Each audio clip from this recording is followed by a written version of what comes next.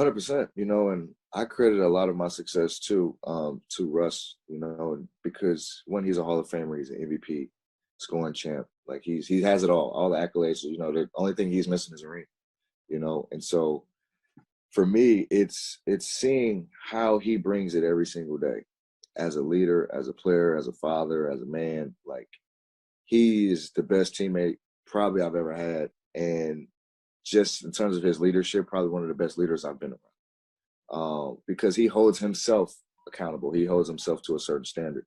And, he kind of has this approach that he keeps that with his teammates, but he goes out there and he gives it his all every single time he touches the floor.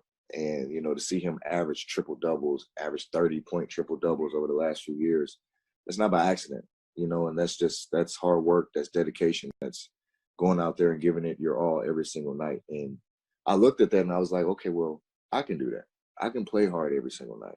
I can give my teammates my all every night. I can be locked in to make sure that my body's ready to go, that I'm mentally ready to go. And, I think that's a true testament to it is everybody had their opinions of Russ coming into the year, if he's a good teammate, bad teammate, whatever. He's been nothing but awesome for us. He's been nothing but great. So I would say from the outside looking in, yeah, you don't want to be his opponent. You would much rather be his teammate. That's for sure.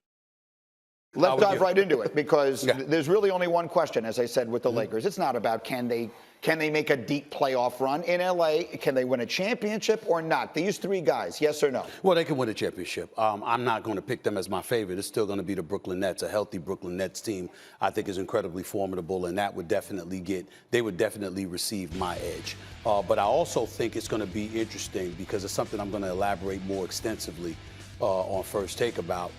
I don't believe this season that Russell Westbrook will have ever faced more pressure than he's going to face this year. And I'm going to elaborate on that far more extensively, but considering where he's been, what he's been through, and what life has been like without the services of Kevin Durant as his teammate. Now to be in this position right here with LeBron James and Anthony Davis as your teammates, Russell Westbrook is going to be under immense pressure. Now, he don't give a damn. Kendrick Perkins will speak to that. He could care less. You understand what I'm saying? Don't think it's going to phase him. You understand? It's not going to phase him. He's going to go out there. He's going to go out there and do what he does. He's going to play the way he wants to play. But from the outside world, I'm saying the pressure is going to descend upon him.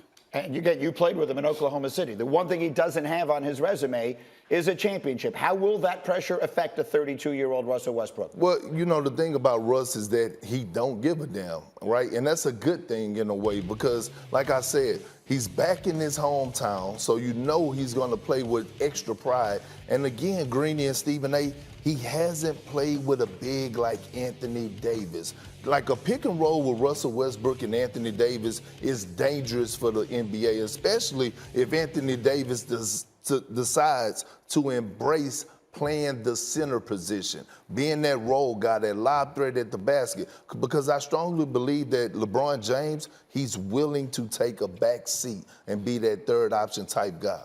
I think we say that a lot about LeBron James, and I don't believe that. I don't believe that. And the reason why I don't believe that is because it's not about scoring. LeBron James doesn't care if somebody scores more than him. That's not what I'm trying to imply. But he's one of those guys who truly, truly believes, validly I might add, that he's the best decision maker on the floor. You don't find a situation where LeBron James is on the court and he thinks somebody makes better decisions and is a better exposer of mismatches than him. And because he feels that way, he'll say all the right things. And I'm not saying he's lying. He genuinely means it until he gets on the court and purviews the landscape and looks at what he's playing with and who he's playing against. And he's like, I need to be the one to make this call. That's what I get from LeBron James. Well, let me challenge you on this one, Stephen A. Go back and look at when him and Rondo played together when they won it. We saw a lot of times LeBron would give the ball to Rondo and play off the ball a lot. And he trusted Rondo because Rondo is one of the best floor generals to ever play the game. Right. So when you look at Russell Westbrook, I think we don't give him enough credit for his decision making. We talking about a guy who led the league in assists last year, and he had a lot of G League players around him. And now you add a LeBron James, Anthony Davis, and they're going to find shooters along with a guy like Tatum Horton-Tucker. He's going to flourish well. He's going to lead the league in assists again. When you're an astute basketball mind, Greeny, like my man Kendrick Perkins is, you can ultimately become a little bit slick, and you got to know what the hell you're talking about to pick it up, to catch him. Because Kendrick Perkins knows what I'm about to say. Yes, LeBron deferred to Rondo, because with Rondo, you know you're going to get the ball back. You see the difference? Because Rondo ain't trying to shoot. You understand? Yeah. Rondo is literally looking to pass. So somebody like that is very easy for LeBron to defer to in terms of his decision-making, because Rondo is brilliant. He's a basketball savant and what have you. But also he's a basketball savant who's not looking to shoot. He's absolutely looking to defer first, second, and third option before he even thinks about shooting in most situations.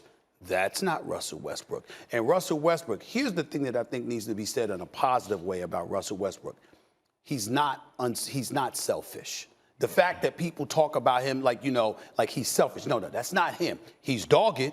He has a strong belief on himself. He ain't scared of a soul. You understand what I'm saying? This brother's a rough rider. Make no mistake about it. But he's also somebody that has a profound belief in himself. And if he's not making the shot, he wants to be a facilitator of those shots. And what I'm saying is that's the difference between him and Ron. They'll be just fine. And one more thing about Russell Westbrook. Every single year, 3-4 years now, he's on a new team with new teammates. First half of the season, we're all like, Westbrook's finished. He's no good anymore. Because he's trying to figure things out, because contrary to popular belief among some, he is a team player. He's trying to figure out how to help the team.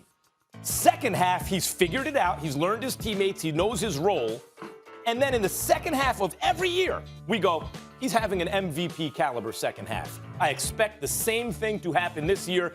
Stephen A., if the Lakers are healthy, this is a real series if the Nets are healthy. It wouldn't have been before. It is now. Well, that's really stepping out on the limb. It's a real series. Really? That's all you got? Because let me tell you something. That's obvious, Max Kellerman. There's no question that it's going to be a series if they were to meet. There's no question that it's a formidable big three, and the Lakers deserve a boatload of credit. Rob Pelinka, way to go in terms of assembling this and pulling this trade off, which obviously has happened. And I think Russell Westbrook is worth it. We all know he's a superstar. We all know he's a surefire first ballot Hall of Famer. We know at the age of 32 going on 33, he's still electrifying. He's still the most athletic point guard in the history of the National Basketball Association. And the fact that you got him with LeBron James and Anthony Davis, Lord have mercy. It almost makes it to a point where it might be, we might all need to be medicated for depression if we don't get this finals. Brooklyn versus Los Angeles next season. I think it's going to happen. I really do. I really do. This year was odd. But even injuries would disappoint it, because we're all salivating for it now more than ever, okay? But this has to be said, and I got to be, let me make sure I'm very careful, because I suspect the Westbrook family might be watching. Let me make sure I'm very clear with what I'm trying to say. There will never, or there will never have been more pressure on Russell Westbrook for this upcoming season. This is the most pressure that he has been through in his career. Now, to be fair to him, he doesn't give a damn. Russell Westbrook don't care about much. He a rough rider. He's pig-headed. He's strong-willed. Whatever word, phrase you want to think is appropriate. He don't give a damn. But from the outside world looking at him, more than ever before, his resume is going to come into play. The triple doubles. Remember when I was controversial, Max and Molly, because I was talking about I didn't care about a 35, 21, and 14 performance. People misconstrued. I'm hating on Westbrook. No, I'm saying that Russell Westbrook is so phenomenal. Russell Westbrook is such a talent that we don't want to see you going home in the first round. We know you could do that. The point is, we already done. Think about it, Max. When did we ever think we'd get to a point where the triple-double didn't matter to us? It doesn't when it comes to him, because it's ordinary. It's what he does. He's a walking triple-double. We got that part, okay? Now it's about my brother. Kevin Durant left. And 4 times in 5 years, you went home in the first round. 5 times you've been home. Once you went to Houston and you lost in the second round your lone year there. These are your teammates. I'm going to remind everybody again. Kevin Durant, Serge Ibaka, Reggie Jackson, Victor Oladipo, Paul George, James Harden again, Bradley Beal, and now LeBron James. And that talent that is Russell Westbrook, surefire, first ballot, undeniable Hall of Famer. By the way, box office, you walk through the turnstiles to see a brother like that. Yeah. You walk through the turnstiles to see a Russell Westbrook. Everything he has every night. Russell Westbrook's got over $200 million and nobody blinked because we know he